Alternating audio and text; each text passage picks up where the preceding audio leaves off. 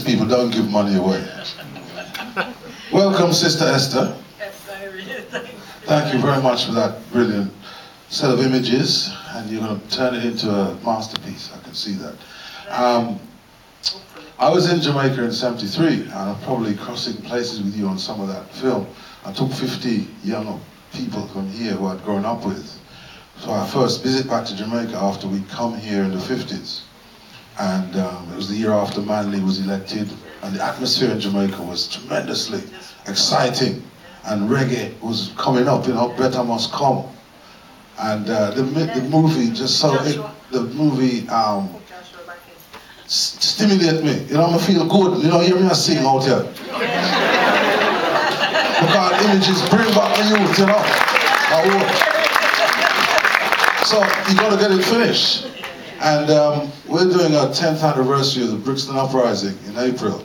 Because we burned down Britain because they never respect with it. Yes?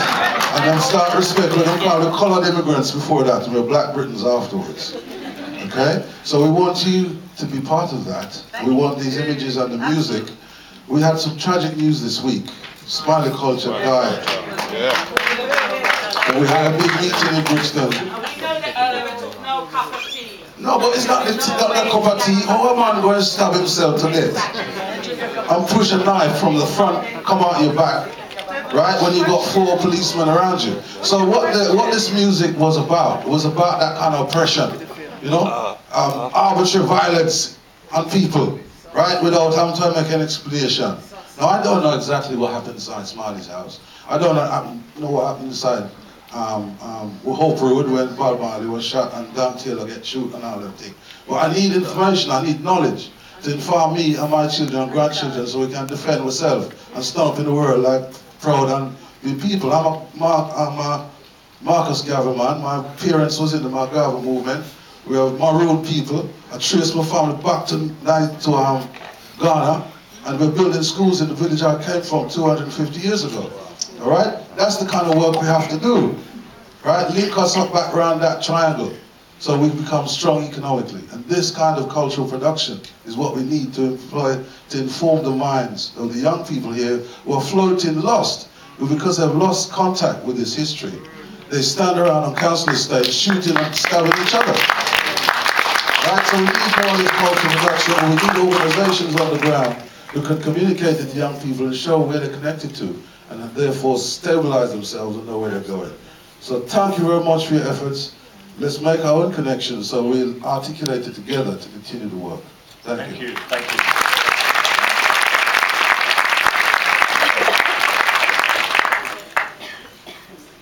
Yeah, you've done it again, Esther. Now, anyway, I was around that time as well in Jamaica, but one of the things I felt that you've forgotten about the film and was some of the visual artists who was around at the time, like Capo and Ras Daniel. But with Ras Daniel, I've seen his work all the way down in Argentina. I've seen his work in Egypt. What did happen to him? And how come he never got recognized as one of the visual artists? And like, for instance, Capo, most of his work is in Sweden. I'd like you through this film to wake up who's in charge of our cultural identity, especially from the Caribbean side, to preserve some of our culture, because when you look at the modern day reggae music, it's been hijacked. Yeah, I know we can share music worldwide, yeah, but it's like we've seemed to lose control of part of our culture, of part of our art etiquette, and you know, when you finish the film, you'll also include how we can sort of preserve it and wake up some of our people who's in charge of our culture in the old country to preserve it. And what happened to Ras Daniel Hartman? Well, you know, for years all his paintings were ripped off. You see them on T-shirts, in Cannes, everywhere. And he used to beg me to try to find out who it is that doing, and I've tried, and so you could never get to the source. Like, nobody could tell me who also was ripping off all my pictures for 30 years, you know. And unfortunately, anyway, what happened was that once holiday come and he got a little bit of money, he decided to go to Africa. And he moved to Africa And he fell in love with a nice girl, and he was with her for a while, and then he got AIDS and died. That's a sad story, and I have to find that little baby girl. Yeah, that little baby girl is about 40 years old now, and she is his heir as far as I'm concerned. So you were so close to him and you haven't got one piece of his work, because I'd like to know where most the of his only work that we knew about at the time was the picture of with the three lion face with the three lion faced black men and the little boy. Well, through your film you can But trace. those three, yes, we all have You can trace where those but work that's you can't disappeared. trace who pirated it. I Not tried where for it years. the original where it disappeared, because I think work like this should be preserved, you know.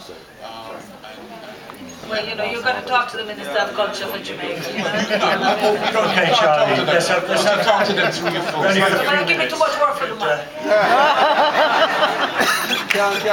a couple more questions. We got a gentleman.